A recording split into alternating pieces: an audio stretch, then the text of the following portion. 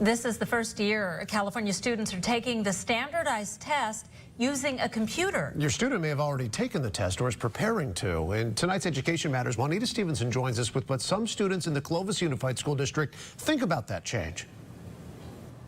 Well, taking the assessment test can be a stressful experience, but for a group of Clovis students, using the computer offers some advantages.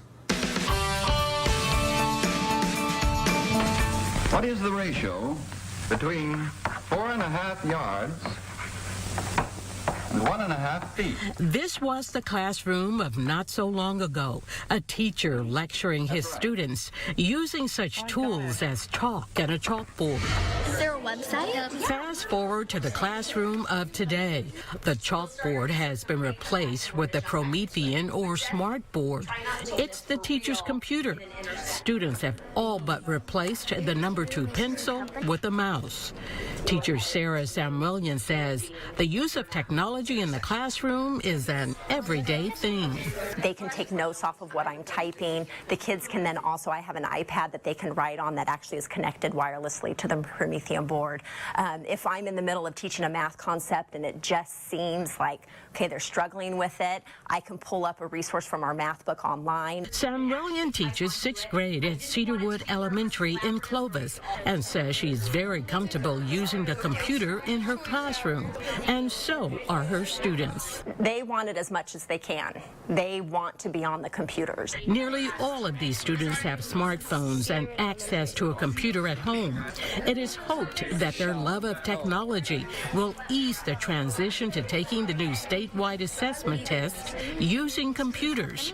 Here at Cedarwood, they have been preparing the students for months. Our teacher gave us practice tests, and we went on typing websites to help us with our typing, and we went on reading websites where we read an article and then we answered questions on that to prepare us for the reading test. Students weren't the only ones preparing for the test. The entire district had to gear up, making sure its system could handle thousands of students going online at the same time.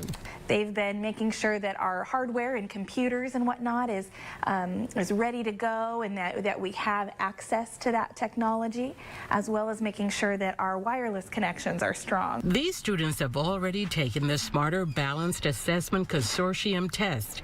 That's the official name for it.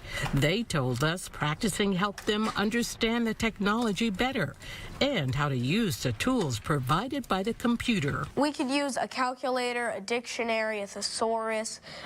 We could actually use spell check also. I really like the highlighter because you could kind of go back and you could look at the answers that you thought were maybe better than others, and you could just highlight anything that felt really important to you. It's easier to finish it and your hands hurt less. Hands down, these kids prefer taking the test using a computer compared to pencil and paper. But a test is still a test, and some admitted to feeling a little stressed in the beginning. In the beginning, it was probably a little more difficult than we had experienced before, but as we got through the test, I think it really became easier and we got comfortable with the test on the computer. Now, if you want to know more about the test your student is taking and to get a look at a practice test, you can go online. The California Assessment of Student Performance and Progress website. That's a long one. It is. CAASPP.org. I mean, they actually have a practice test that you can look at.